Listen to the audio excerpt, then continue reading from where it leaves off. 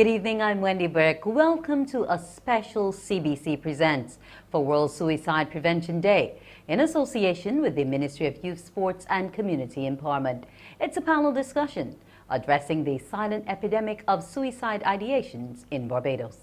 The Barbados Youth Advance Corps in the Division of Youth Affairs in the Ministry is seeking to increase community awareness about the psychosocial challenges which have contributed to an apparent increase in instances in suicide ideations and suicides in Barbados.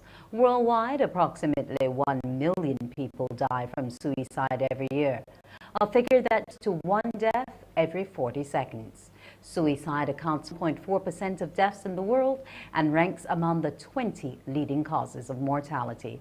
In the region of the Americas, about 65,000 deaths from suicide occur each year.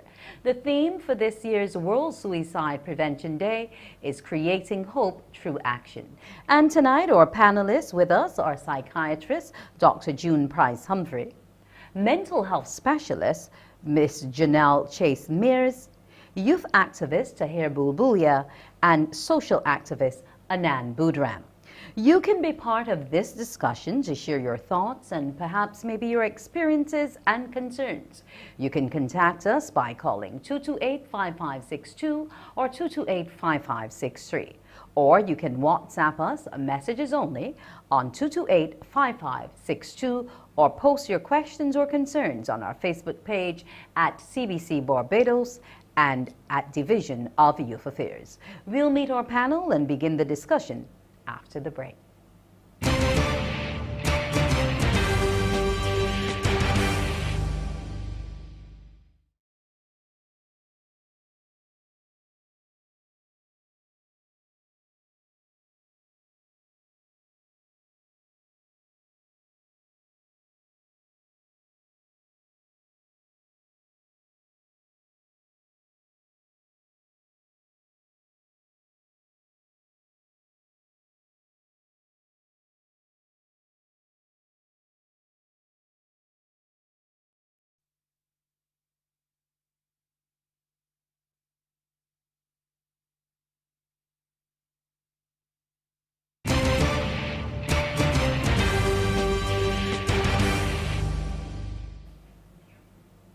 And welcome back. And now it's time to meet our guest this evening. We have Dr. June Price Humphrey, who's a psychiatrist, and she works in the community of mental health services. She attained her undergraduate medical degree and postgraduate degrees in psychiatry at the University of the West Indies. She's worked in most of the publicly available mental health services in Barbados, including the Queen Elizabeth Hospital and psychiatric hospitals, along with the A.C. Graham Development Center and the psychiatric clinic held at Her Majesty's Prison. Then we have Ms. Janelle Chase Mears, Mrs. Janelle Chase Mears, who is a creative systemic therapist and mental health consultant with an emphasis on families, couples, and integrated care to medical professionals. She is currently a lecturer at the University of the West Indies in the Faculty of Social Sciences. Also on our panel this evening is Mr. Tahir Bulbulia, who's a youth activist, and he's currently with the sports management at the University of the West Indies, and he uses his passion in sports to also be a youth advocate. And we also have with us Mr. Anand Budram. Mr. Budram, who is a Guyanese American educator, journalist and writer, Slices of Caribbean Life, is a mentor, social activist, and the advocate and founder president of the Caribbean Voice, which is an NGO engaged in suicide and abuse prevention in the Caribbean and its diaspora. So what we'll do now is we will go to each of our panelists and we will have with them share a few brief words in relation to our topic this evening. Welcome to you, members of the panel. If I could start off with Dr. Humphrey. Good evening. Yes, Dr. Humphrey, if we can just have Yes. a few words from you in terms of the subject matter we're discussing this evening. Yes. Suicide and the youth is a very tragic event. It's suicide we know is irreversible. Once you've passed that point, there's really no returning. Persons with suicidal thoughts can often have mental illnesses, but that's not always the case. And at times when this event, these thoughts occur, it's because this young person, and we are discussing the youth today, feels that there's no other option, there's no way out, there's hope for the future. And when we can give them some hope, when we can give them an ear to listen and an answer to their problems, then we hope to divert them from this, irreversible step, and to get them all that they need to move forward in life. Now, the triggers can be emotional, psychological, psychosocial, or mental. I think we will discuss all of those things today. Okay, and on to you now, Janelle. Hey, good night, Wendy, and to us, our esteemed panel. I just want to say thank you for having this conversation, CBC Presents. And I wanted to start my conversation with just thanking Fabian Sargent, who is the Program Officer of Division of Youth Affairs, who actually had this brainchild. And when he asked me to be part of this panel, one of the things that I told him was that, I'm really grateful that we begin to open up a dialogue about suicide ideation and not just suicide.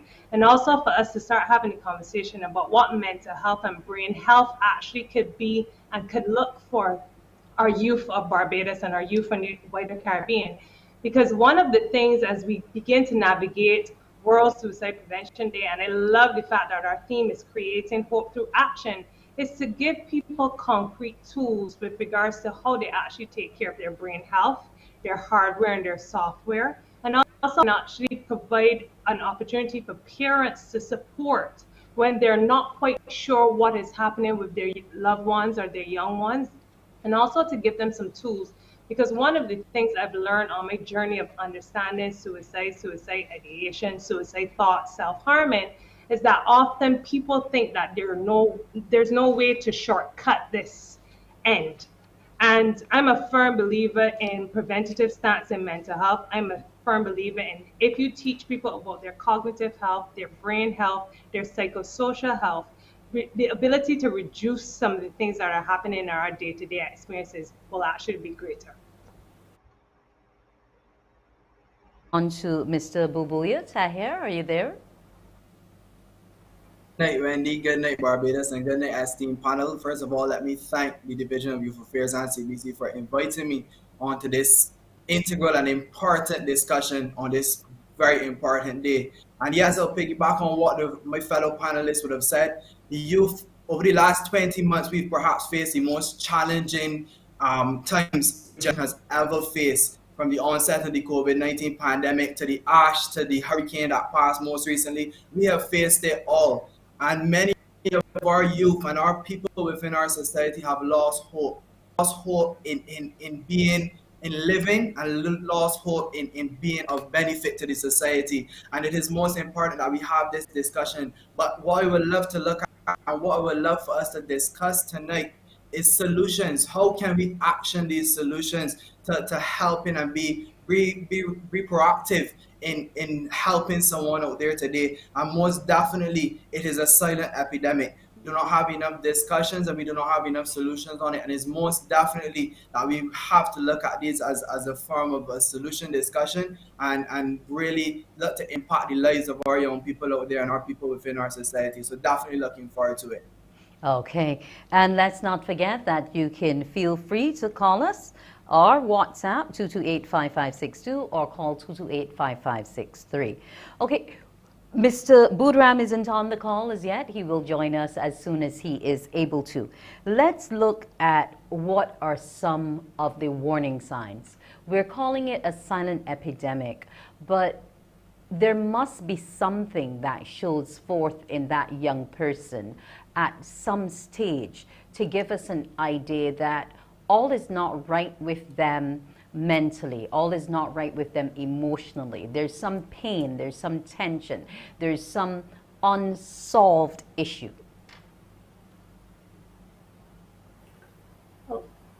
You can I don't know if I could jump in here. Yes. All right, yes. So I think that's a beautiful question. And I always tell people before we get to the why, let's talk a little bit about just the basics. And I kind of mentioned in my opening, the whole concept of the hardware and the software. And when somebody's gotten to the point where suicide ideation is something that is on the table, we have to think about what's happening with the brain, what's happening with the body, what's happening with blood flow to the brain. We have to think about how is the hardware of the brain actually working together. And anytime I get a call or anytime I get somebody who's alarmed, the first questions I always ask them is, has the person slept in the last couple of days?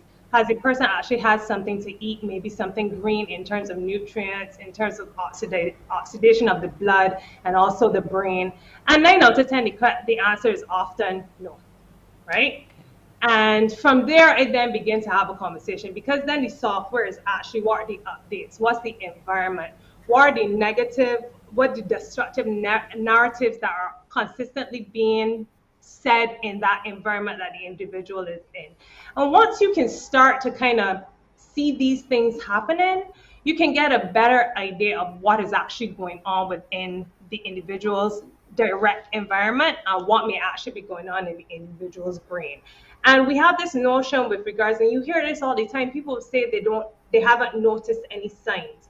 However, and I don't know if Dr. Price Humphrey could jump in on this part, where us in the mental health field, we clearly hear the signs, but it's because we know the knowledge of the signs, right, Dr. Humphrey? And at that time, because people kind of said this, that there was no sign, I always then have this question about the connect part. Sometimes we're so disconnected that we don't even recognize when we're losing the relationship with our loved ones, especially our youth. I have a 13-year-old son, and I tell him point blank, you don't have doors, you have curtains, because you'll never slam a door and they can easily access the curtain to see what's going on, on the computer, all of that stuff. So yeah. Okay, I believe we have a WhatsApp comment. Okay, it says, good evening, good program. What do you say to a person who says, I am going to kill myself? Well, one, I would like to jump in here and say the first thing you do not say is man along. You don't dismiss this person as attention seeking, because someone who's seeking attention needs attention for some reason.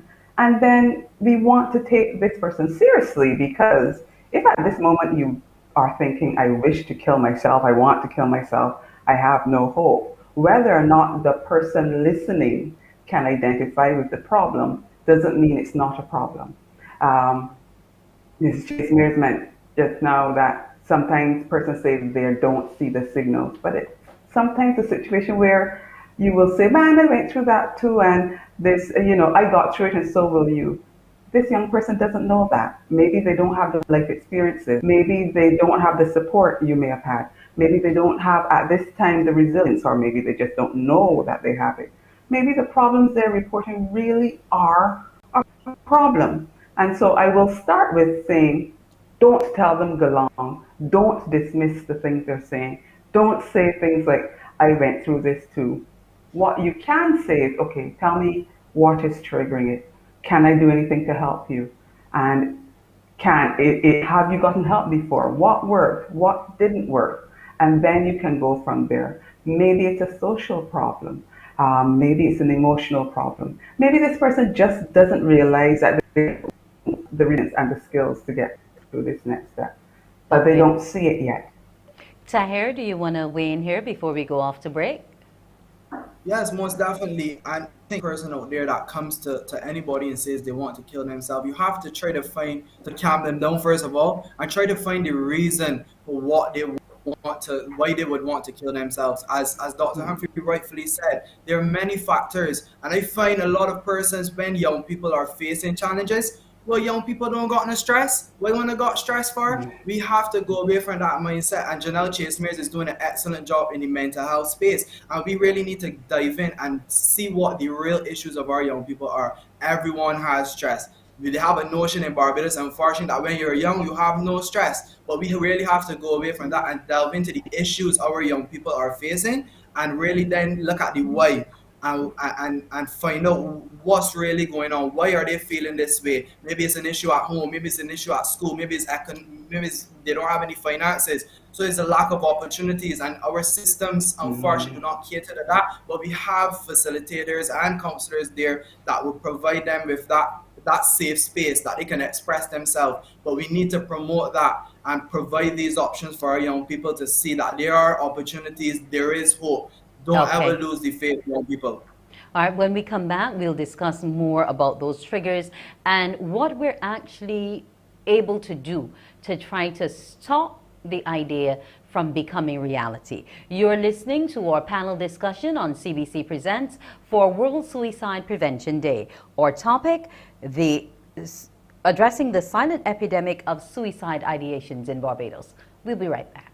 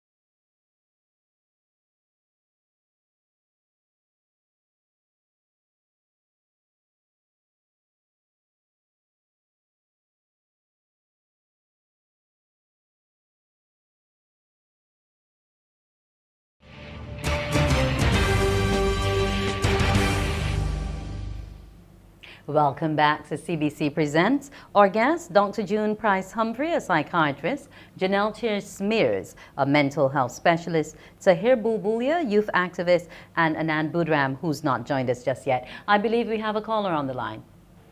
Hello, good night.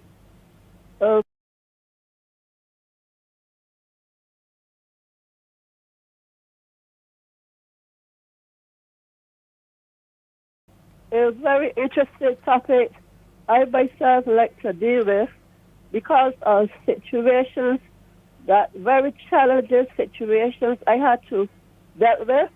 So I always, anytime I hear some person commit suicide, I just really feel for them because I just think about the cause, the reason for doing it. And because as I say, well, I had to deal with some very challenging situations, but so I'm not here to judge anyone, but fortunately for me, I had, because of the religious Christian Science that I belong to, I had a lot of books, a lot of very strong religious literature, because my situation was so drastic. I had to deal with family, forsaken me, friends. There was times that I was left all alone with no one to look up to or to call to depend upon as a friend. But as I say, I had my books. I have my books to read during those very dark moments of my life, right? So these people, I sort of recognize myself with them. But I am thankful that I didn't get to that far. But as I heard one of the speakers there say, like you get to that point when you lose hope. You feel there's no hope. And that is a very, but what I was, my advice to people, right? When you get that far where you commit suicide, there are your family or children are the ones that would miss you most. So instead of going that far, try to take off them. But there are situations like some people are so really stressed out. And even if sometimes people try to help them. They don't be successful because they are so stressed out Okay. to the point. All right, So, caller. hello. Just give the panel a chance to respond. I'm hoping you heard her clearly. A synopsis basically was that she herself was through dark and tumultuous times, and it was because of some spiritual texts that she had at her disposal that helped her to make it through. And she, unlike others, didn't extend the route of suicide, but she understands how it feels to be in that place, basically. How do you get yourself out? Everyone isn't religious. Everyone may not necessarily have the same family unit or structure that they can turn to. How do we climb out, Dr. Humphrey? Well, I do want to commend her on continuing to seek help. I think that that part is important, whether or not you're religious, whether or not you have a supportive family, whether or not you have supportive friends. If you realize that one area isn't helping, or one set of persons isn't helping, or one type of intervention isn't helping, recognizing that persons who are suicidal often feel hopeless, but keep searching for the next thing. And I'm going to put a plug for things that are helpful, legal, not substance use, not inappropriate behavior. But if one set of persons are not they're not the one you're connecting with, or they don't understand, continue to keep searching. And I'm very pleased that she was able to do that. Some persons aren't able to keep searching, or the persons who are trying to help realize that they too are hitting their heads against the wall. So if you are trying to help someone who's saying things like, I want to die, and you're not getting through to them, talk to someone else, whether it's a friend, a professional. Okay. Just keep talking and keep asking. Okay, we have another Groups caller like on the line. Mr. Bobia's group. Okay. Yes. Good evening to you, caller. Good evening. Okay, I can only hear them faintly in the background. I guess they might be listening to their television. Please be mindful of that. Only listen to your telephone when you're calling us at 228-5562, 228-5563, and our WhatsApp 228-5562 as well.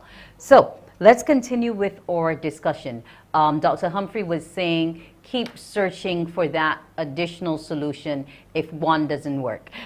You, Tahir, you tend to use sports as an outlet. Tell us about that and how you're helping other young people to use that physical mechanism. I know you do too as well, Janelle, and we'll come to that next, the whole idea of physical health being a part of creating a better mental existence.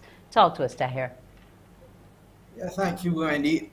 And health is a state of physical, mental, and social well-being. A lot of people just think that health is not being sick, but we really have to look at more opportunities for our youth and our people to be able to express themselves. And sports is one way in which you can express yourself. We're not telling people to come and become a world-class athlete or go to the Olympics. Come and participate in sports. The benefits of participating in sports on your physical, mental, and social well-being is immeasurable. And just being a part of the team, because one of the factors when I did my research, thanks to my mom for providing me with some of this data, that a lot of people who commit suicide or get suicide ideation, they feel lonely. But in sports, you are a part of a team. You're even in the individual sports, you still have persons around you that you play with. And the mere fact that you participate in a cricket team or a football team or just participating in sports, you get to feel some form of self-worth. It teaches you discipline, and it gives you that opportunity, that network of people to be around,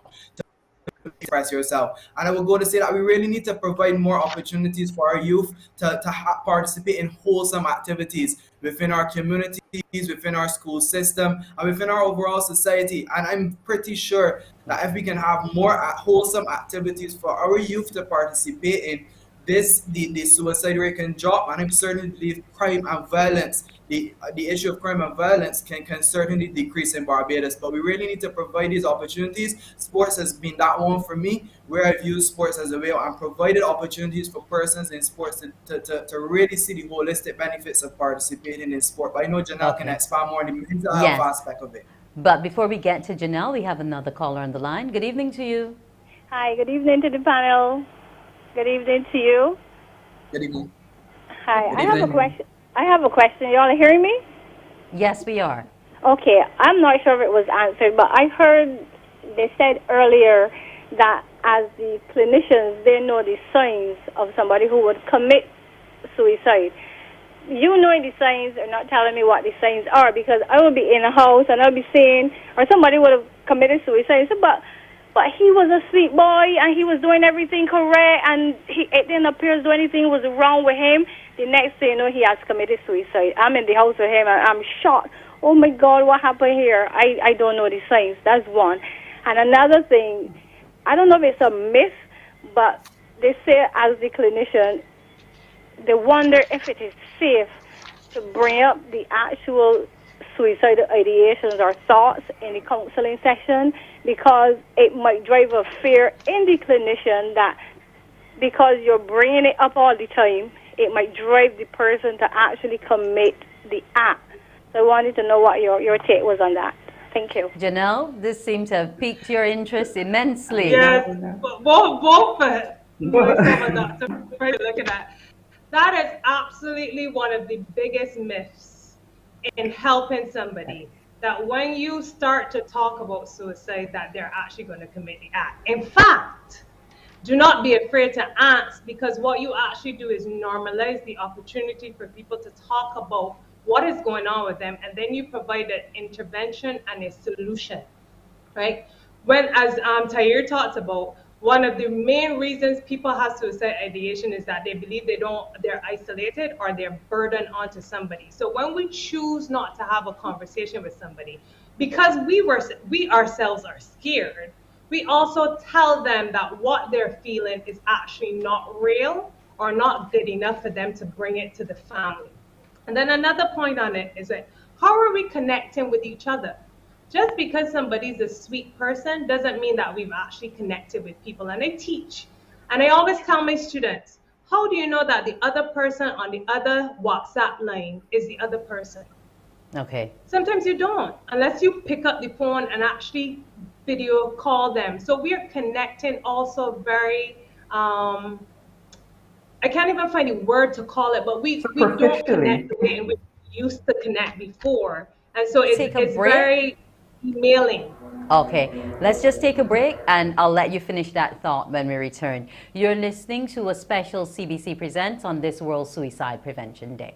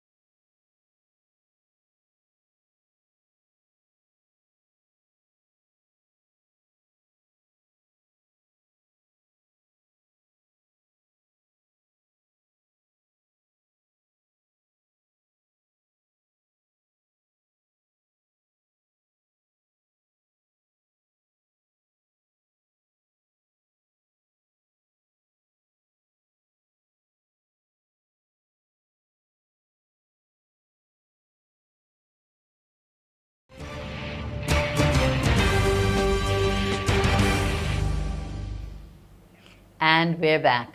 The topic tonight, suicide. Before we went off, Janelle Chase Mears was talking about not actually sometimes connecting with that individual. Yeah, and I found the word. one-dimensional communication. I'm gonna look for it, and also very social media, right? We're not doing that face-to-face thing anymore. We're just taking words, and I always tell people when you read an email or a WhatsApp message, you're reading it in your interpretive mind. So it may not necessarily be how the person said. And I don't know about the panelists, but I know I've said I'm okay. And that time I'm in my bed, tired, fuzzled, really don't want to talk to anybody. But people asking, how was your day? It was really great. So, I mean, you have youth, the youth spend a lot more time on their devices. And so because they spend a lot more time on their devices, they could actually be a lot more disconnected from the people in their household and also from their friends. Okay. I want to pose something here now to you, Dr. Humphrey, in terms of those who are, we claim, to be more susceptible to the idea of suicide or suicide ideation. Individuals who may be stressed, who deal with anxiety, bipolar disorder, sleeping issues, etc. These are the ones that clinically we say have a tendency or are more prone to want to commit suicide.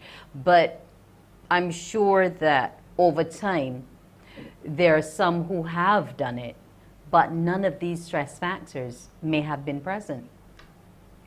Yes, I want to answer that and also continue from what Ms. Chase Mary said.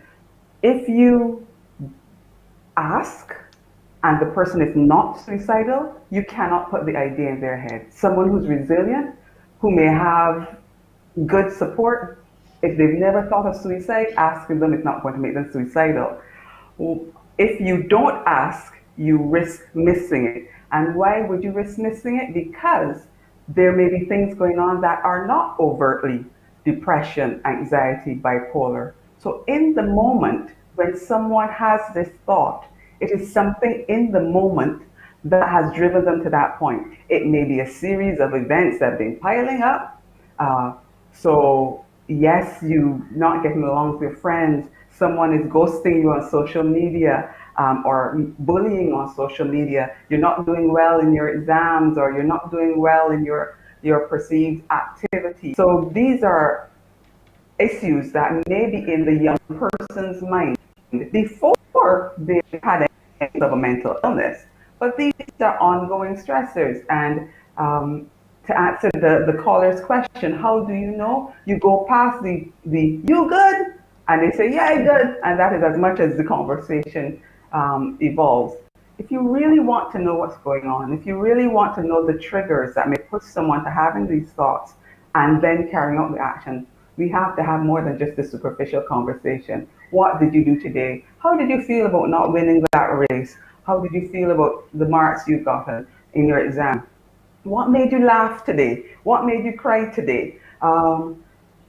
Did today feel boring? Do you have friends? Are there people who, if you call them, they will answer? And if they call you, you will answer? Because a lot of friendships on social media are very one-sided. One person is sending out all the WhatsApp, and the other persons are like, we ain't talking to her because, or we ain't talking to him because. And because that is the way the young persons are, we need to get where we can have a face-to-face conversation. As Mr. Volvia said, sport, you're interacting, you're not going to do sport online. So there's someone who will see your facial expression and know that you say you're good, but that look isn't good.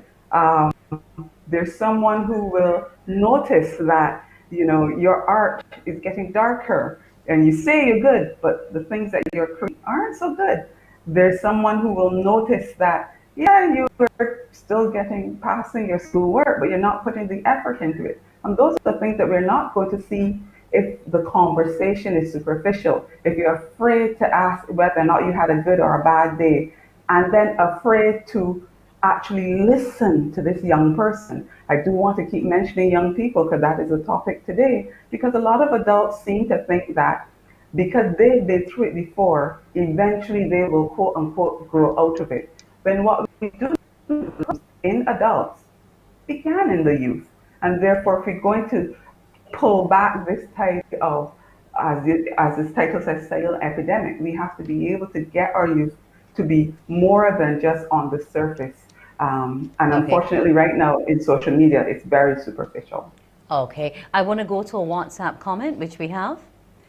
Is there a mental health pathology and illness or illness to insular conditions that due to the insular conditions that we face on an island? Is there a mental health pathology or illness due to the insular conditions that we face on an island? Dr. Humphrey? I'm not sure that there is an illness based on being on an island. There are illnesses that reflect themselves in isolation, and you can be surrounded by people. And in fact, some of the data internationally show that persons who complete suicide may be in very large urban settings, but they're emotionally isolated because the family isn't there, the friends aren't there, you don't know your neighbors, you go to work, you come back. So I don't think we can say there's a pathology related to being in an insular island, but there's definitely pathology related to being isolated. Whether you're isolated in the midst of 500,000 people or 2 million people, many of our disorders reflect that way. Okay. One of the others may be able to add to that. The issue of family, Janelle, is a topic I want to send your way because you do a lot of family counseling. And are families playing a large enough role in helping our young people prevent suicide? And when I say family, I don't necessarily mean that it has to be your blood brother, sister, cousin, aunt, niece, nephew, but family in the sense that we used to at one time be a full community. There used to be a harmony. You know, the adage of taking a village to raise the child. But now that that's absent with everybody living separate lives, I mean, sometimes we live in the same household and don't speak to each other for 2 or 3 days because of the kinds of lives we live. Yeah, I think people are doing the best they can with what they got based on the situations that they're in. Firstly, I always start there. And I think sometimes we don't have skills. So as we add more challenges onto our lives, as we add more bills onto our lives, as we add more children into our situations, as we add more debt into our situations, the emotional energy or the physical energy that would be expended and the connection that Dr. Price Humphrey was talking about is actually reduced because you're putting on something else. And I think one of the things is that we've almost, there's a guy that's writing a book called The Suicide Solution. And, you know, he talks about the notion that we've now created this as a solution as people to actually cope. So it's easier for somebody to send a child to myself or Dr. Price Humphrey to get help rather than for them to think about how they actually reconnect to their child.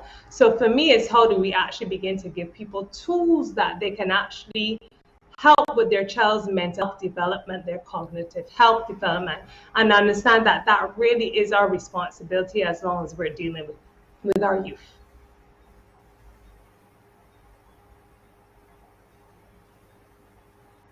What facilities are available to screen for mental issues and address them without breaking the bank, especially during the pandemic? So I guess what we're looking at here is, can we get treatment that the average individual may not be able to afford? Dr. Price Humphrey? Well, yes. There are now consultant psychiatrists and community mental health nurses at every polyclinic.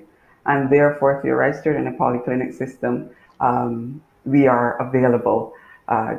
Just register, go to your general doctor, and they will refer you. But then there are also tons of non-governmental organizations who may not be psychiatrists or nurses, but they are social workers, they are psychologists, they are family therapists, they're social activists, persons who can one-on-one maybe guide this young person, guide the person, adult or child, to getting the help that they need because of that connection. Okay. But in the public system, yes, every polyclinic has a psychiatrist. Okay, Tahir, you work a lot with the students at the university as well. What outlets do you tell them about? For sports, yes, they do have, in terms of sports, yeah. Well, yes, they do have the counselors at the university, and for if we in direct relation to sports, we have that various opportunities. So what we essentially try to do, I would have formed an initiative called Breaking Barriers Through Sport Development. So what we would have done was we realized there was an issue where we were having a lot of theory, but the practical aspect of it. So what I would have done was train a lot of these students within the sports science degree, and we would have put them into the community to obviously talk on sports, but we also dealt with issues of personal development, health and wellness, the over nutrition, the benefits of eating properly. So we dealt with all of those issues, and what was surprising is that many of the youth didn't know that all of this could have been done through sports, through participating in sports. So we would have shown them and go from getting to the clubs, the national sporting organizations, and really get on the ground and deal with the youth who need it the most. And many of Okay. them would have come back and given the report that it was excellent, and they feel some sort of worth now within the society.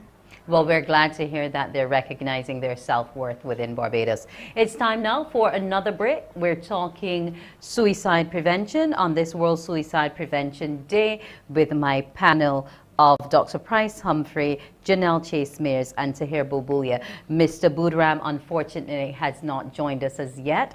We still have a bit of time. Remember, all call numbers 228-5562 or 228-5563, or WhatsApp us on 228-5562. You can also use our Facebook at CBC Barbados or at Division of Youth Affairs. We'll be back.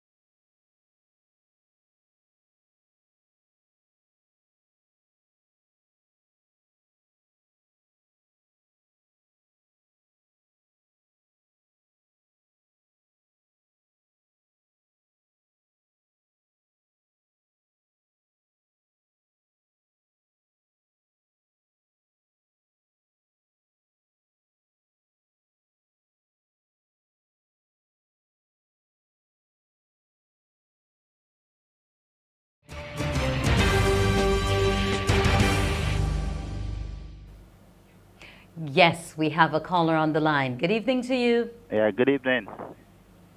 Yeah, I have a question. As I listen to you all, something comes to my mind. Um, is suicide an emotional problem, or is it just a thought in the mind? It seems, as you all thought, it seems that suicide is more emotional than anything else. So I wonder, is it an emotional upset in a person that causes them to leads them to suicide? Panel? Is it more Suicide stems from hopelessness.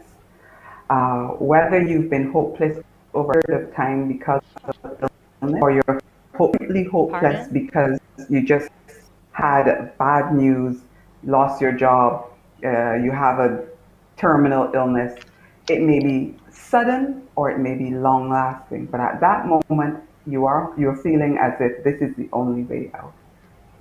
And again, as we've been saying, there are many factors for that. Okay. There's something I want us to look at in terms of this whole issue of loss, whether it be of a boyfriend, a girlfriend, a family member, a pet, what have you, something we held dear and close to us. And then the issue of belonging, knowing where we want to be, either in terms of a social grouping or sexuality, as a young adolescent now coming into being. How great an impact do those things have on suicide ideation or the actual act? Well, I want to jump on this because I love grief. That's like my baby. And mental health, but I love grief. And I just want to add on to something that Dr. Bryce Humphrey said. You know, it's the hopelessness, but there's also the spiritual component, it's the biological component, and it's also the psychological, which is the emotional state and the emotional health. But in terms of grief and loss, and lead to your question, a lot of us are not taught how to manage losses, yet we lose things every single day, right? And as we are growing up, we watch the older people in our lives have STIRBs. I call them short-term energy relieving behaviors, which may be shopping, drugs, addiction, sex, abusive relationships. And we think that that is the way in which we're supposed to cope. And Dr. Price said this before, you know, but our youth don't necessarily know that this coping mechanism hasn't ended. And when we don't fully understand that the brain is not developed till they're 25, we sometimes make our children appear to be more mature than they're not. So when they're experiencing loss, we would say something like, man, she good, she don't really cry no more, or she don't really talk. And I'm like, is it that she doesn't talk, or the household doesn't allow for the conversations to happen?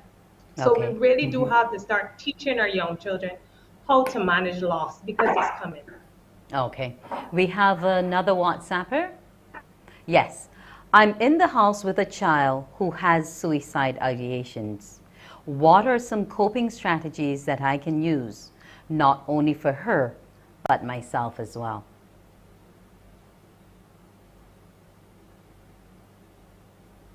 She needs some help.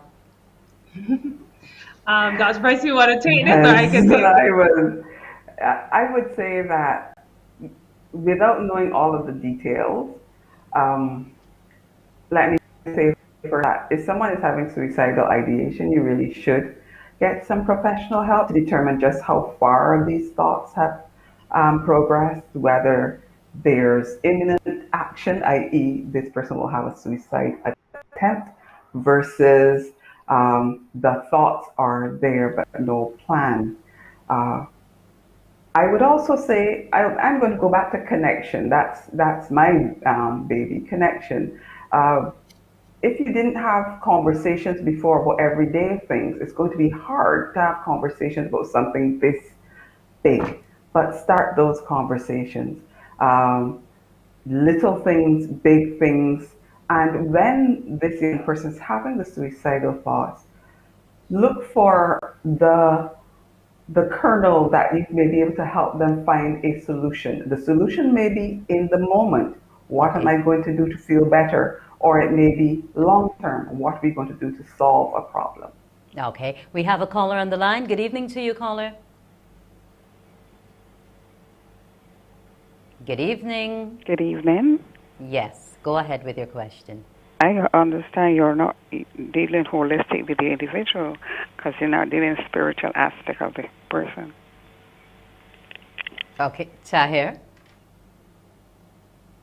Yes, spiritual is most definitely important, and we have to understand the role of faith in our lives, and we have to find that spiritual connection and really look to think. And what I would say is that the churches and the mosques and the synagogues have to also provide a space, a safe spiritual space for everyone within the society. Far too many times the young people saying they don't want to go to church because they feel like they're getting judged. They feel it's too judgmental. It's not a safe space for them any longer. For me personally, everything should be built out of the church and the mosque and the synagogue, where anybody can come regardless of where they are, where they are at their level of spirituality, and come out and be able to express themselves. And you talk on the issue of belonging. And I would just like to go back there. Social media has been one of the best things created, but yet one of the worst things. Belonging, persons have a false image of what life is. Social media puts it out there that You have to live this glamorous life, and unfortunately mental health goes from there. And that's another one of the signs. You won't be able to see when your child or when the youth is being cyberbullied on social media, and that's another cause of suicide. We really need to look at ethics and values, and really teach our youth that social media is not the be all and the end all, because you have to really understand the true essence of life, that social life is not on social media. So all the superstars that they look up to, the glitz and the glamour, it's not all that's not all for them. They don't show the bad side, they don't show the hardship that they're going through. And I would encourage any of the youth out there, sometimes a social media break is needed, and sometimes you really have to understand what the benefits of social media is and the harms as well. And we Okay. really need to look into that and delve into that. Okay. I just should let you know here, since we had introduced him, that the Mr. Budram is unable to join us, but his organization, Caribbean, he's on?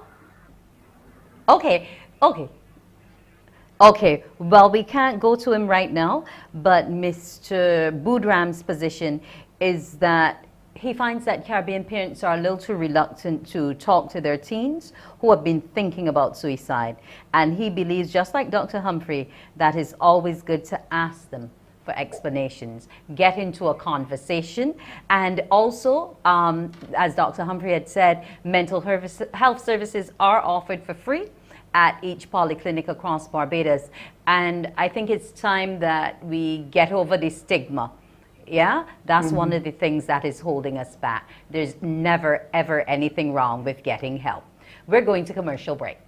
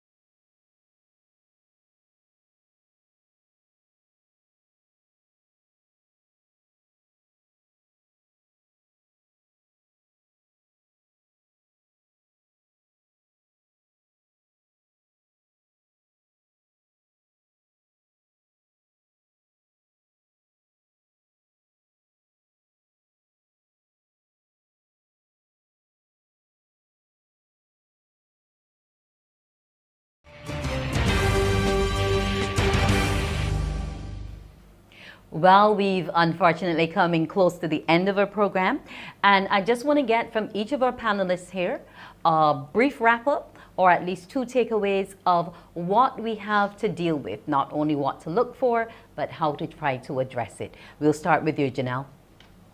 Okay, so I guess my takeaway is actually an action step. We actually will be having, through the Division of Youth Affairs, we will actually be having virtual community sessions for people who want to understand more about suicide. For youth, specifically for men and for women, over the next 3 Saturdays, 18th, 25th, and the 2nd of October. And I want to encourage people to read more about mental health and mental well-being, and really start looking into what their developmental cores are associated with them being mentally sound. Okay. Tahir? Yes, and this message is to my youth out there. Don't lose hope. Don't ever lose hope. Keep pushing, keep striving. There's going to be a better tomorrow. Don't ever feel that you're just alone.